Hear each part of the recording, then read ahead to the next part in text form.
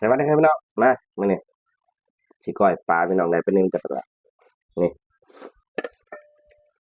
อันนี้สิต้มพวกหัวพวกอันนี้มันครับไปล้างกันพี่น้องปลาพี่น้องอันนี้สิเฮ็ดต้มหัวปลาก่อนต้มกลางมันนั่นแหละ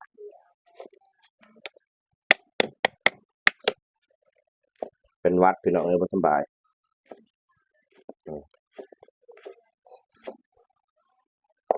ไปเตรียมข้างหม้อไปนะพี่น้องหม้ออู้เดือดเรียบร้อยแล้วใส่ไปเลย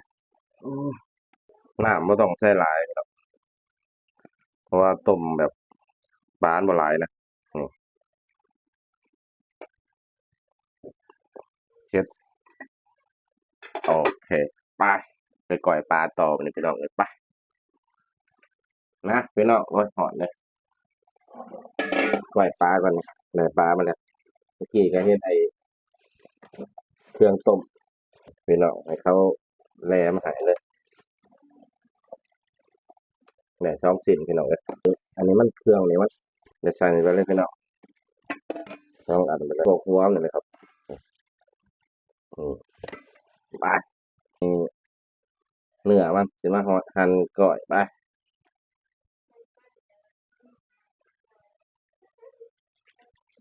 สำคัญตัวนี้ตัวแซ่บเลยพี่น้องเบิดอยู่แต่คันให้เพิ่นเฮ็ดมาจากร้านมันสิบ่ออกบ่เบิด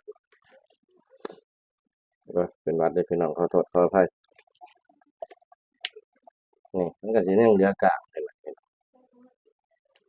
แต่ตัวนี้ก็ยังมีกากอยู่น้อยๆนะพี่น้องนี่อ่ะเพิ่นก็ยังมีน้อยหนึงพี่น้องเห็นบ่นี่พี่น้องตามนั้นพี่น้อง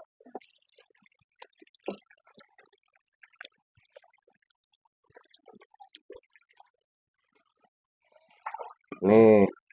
เรียบร้อยพี่น้องไอ้ตัวนี้พี่น้องมันสิได้ขัวเลยมันสิหั่นก่อน